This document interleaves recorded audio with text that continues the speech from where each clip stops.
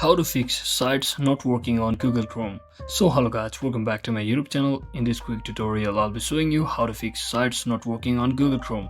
So let's say in this example, for example, the Rockstar Games website is not working. In that case, what I want to do is just click on this three dot icon over here and simply head over to your Google Chrome settings, and once you're inside here, just tap on this privacy and security first and simply scroll down and see or try using different DNS if your current DNS is not using.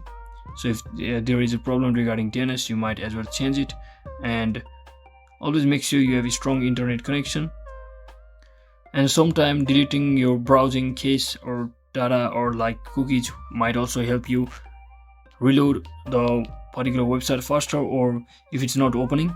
And simply come back after you do those things and just scroll down until you see the option called site settings. Just tap on this, and once you're inside here, simply scroll down once again and see if it's blocked or if you have blocked in the pop-ups or ads section, because some websites needs the pop-up or ads to be performed in case. So make sure you have enabled that as well or disabled that as well. So as you can see, so you can basically enable this option over here to allow them to enable their pop-up or redirects. Once you do all of that, just restart your website and it will work correctly.